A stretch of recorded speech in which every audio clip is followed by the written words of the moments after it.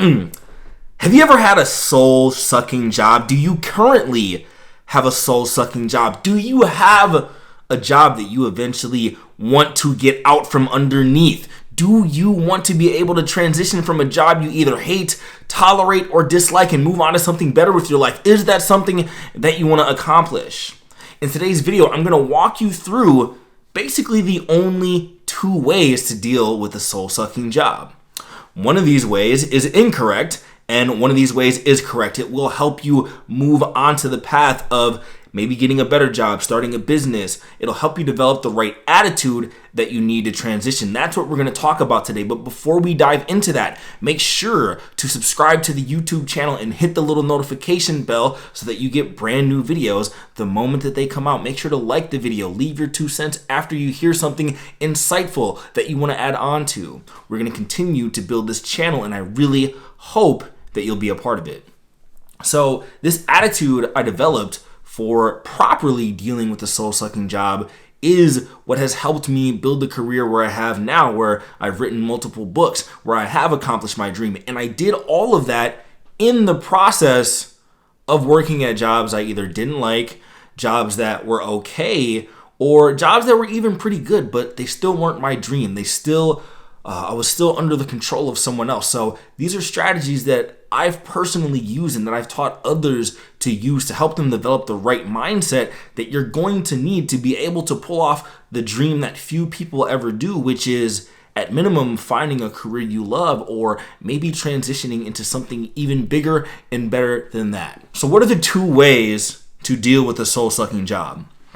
Let's start with the obvious incorrect way to deal with the soul-sucking job, the way that most people deal with the soul-sucking job.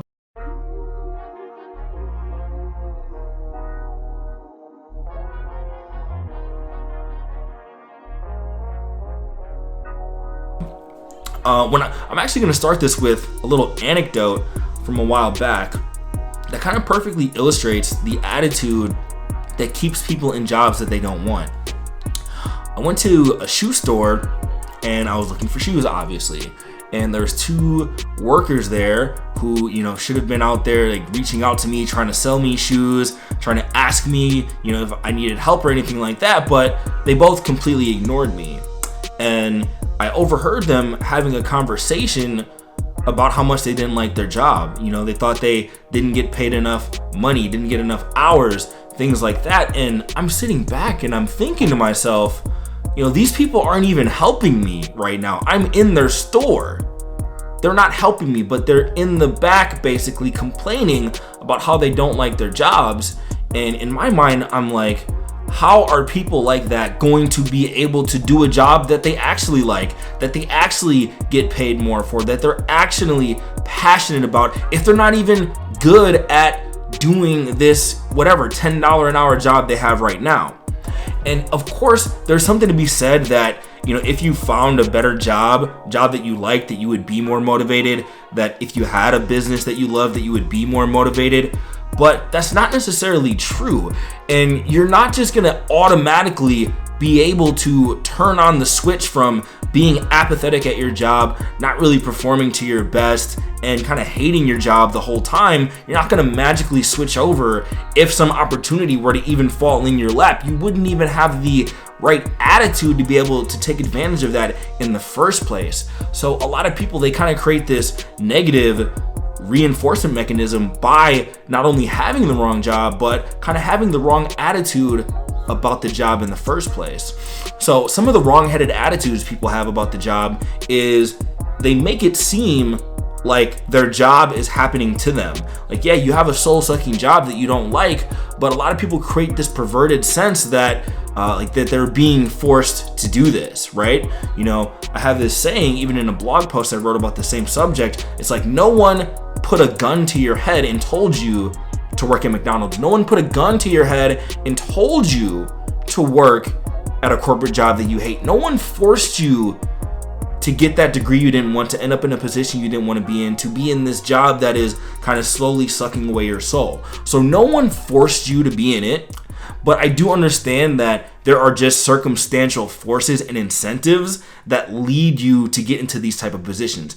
for sure. So obviously you have to take care of yourself, your family, you need healthcare, depending on what kind of education you were able to receive, the influences in your life. These factors can certainly shape the type of job that you get into.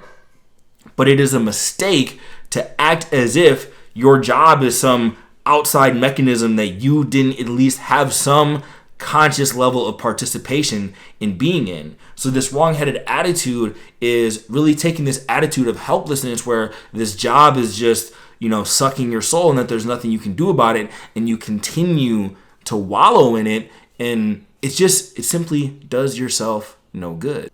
And it's interesting how that philosophy could actually be turned around a little bit, and I'll kind of allude to that when I get to the proper attitude about your job. But in this article I wrote about this concept, I talk about a scene from the movie Fight Club that was really kind of poignant and profound to me.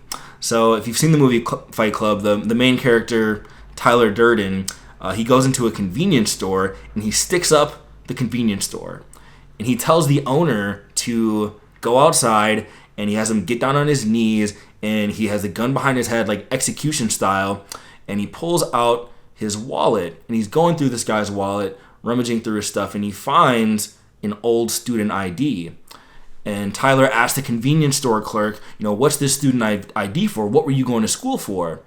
And the guy said that he was going to school to be a veterinarian, right? And Tyler asked him, why did you quit? And the convenience store clerk says, well, it was just too hard. I dropped out. It was too hard. So Tyler goes, you are going to go back to veterinary school. And if you don't sign up for veterinary school in the next 6 weeks, I'm going to come back to the store and kill you. So obviously the convenience store owner is very scared. He lets him go. And then Tyler talks to the other character in the movie, and he basically tells him that this man who he just held up, the next day he's going to have the best day of his life because, Tyler forced him to achieve his dream by threatening him with death. So kind of the point is, you have to learn to rewire your mind and kind of flip that attitude on your head. See, a lot of us kind of have that inverse negative idea of that convenience store clerk where we think that we have been forced at gunpoint to choose careers and jobs and lives we don't like, when in reality, we could put that onus back on ourselves so that we could transition out of it. And that's what I'm going to talk about in this next section.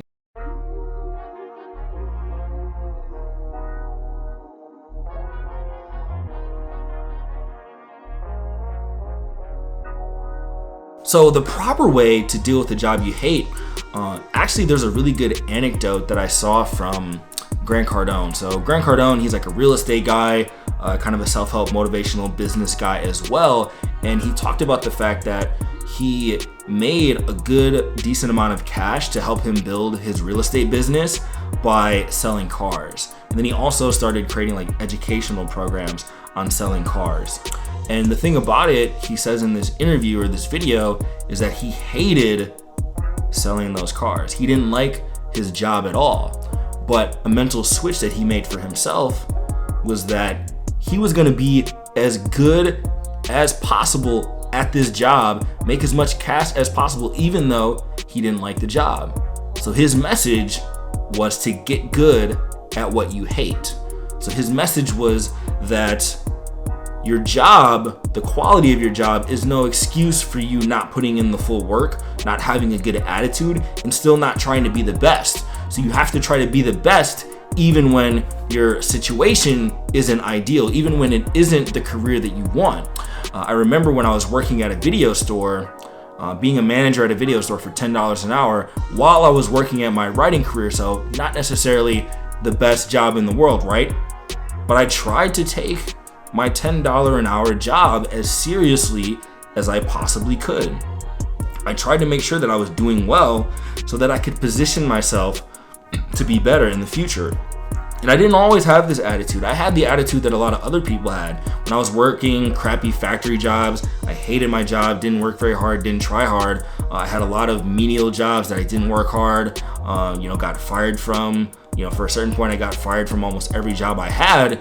And that attitude that I had in those crappy jobs, when I had that crappy attitude that was matched with the crappy job, that attitude just carried over to the next one. So I was in a perpetual cycle of crappy attitude, crappy job, and I was never building a bridge to do anything better. But when I started focusing on my personal development, then I discovered that I had a dream that I wanted to become a writer in the future. I realized I was never going to be able to pull off that dream of becoming a writer if I didn't focus on self-improvement in every area of my life. Like, how dare I try to talk about self-improvement when I wouldn't be doing well at the things I was already doing. So while I was working on that, I made sure that I was on point in the current job that I was working on.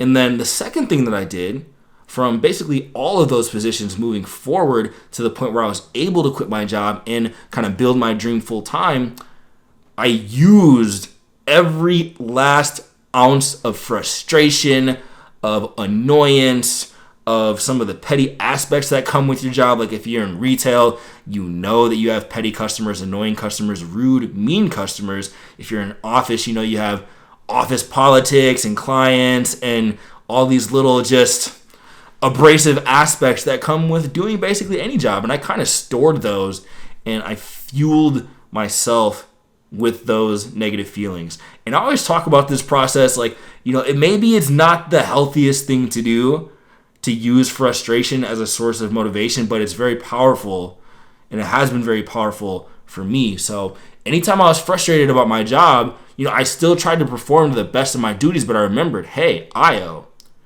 use this. Your frustration is a signal that something isn't right. Like, you're not supposed to be here long term. So when you're frustrated at work, make sure that you keep that same energy when you're waking up at 5 a.m.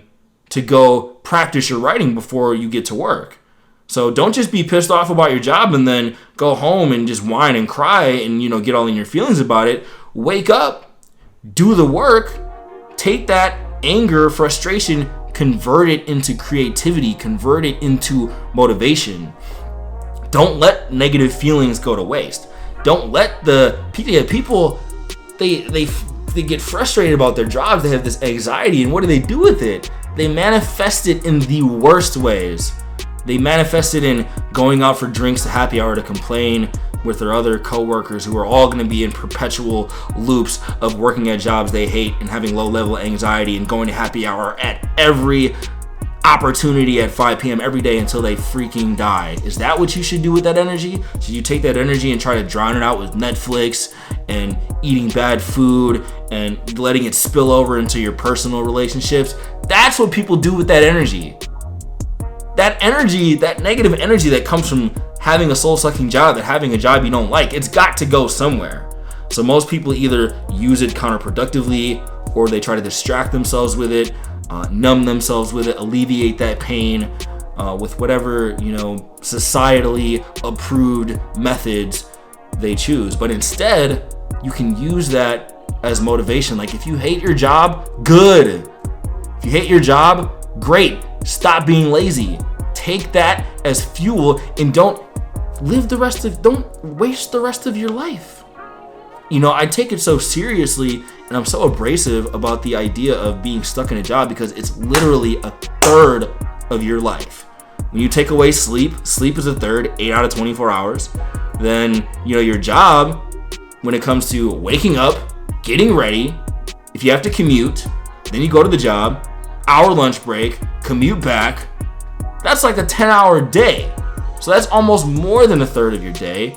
Then you get a little bit of time with your family, you eat some dinner, watch some Netflix, do it all over again, and then maybe you can retire and move to Florida and play golf when you're 65 years old. That's the American dream. No sir, no ma'am, not for me, and hopefully not for you. And the way you deal with a soul-sucking job, it's a microcosm for the way that you deal with your life. Life is going to come with unfairness. It's going to come with situations you don't want. And it's going to come with dreams that you potentially want to achieve, but you will have to overcome self-doubt in order to do that. So always focus on redirecting your energy. Take that energy from that job, point it in the right direction. Don't let it harm you. Use it to help you.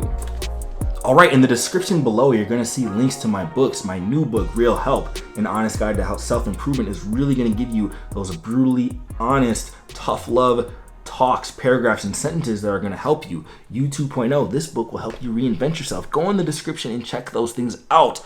Also, you will see a free checklist in the description below that will teach you how to discover your talents and strengths and use them to build profitable skills that can help you quit your job. So make sure to check that out.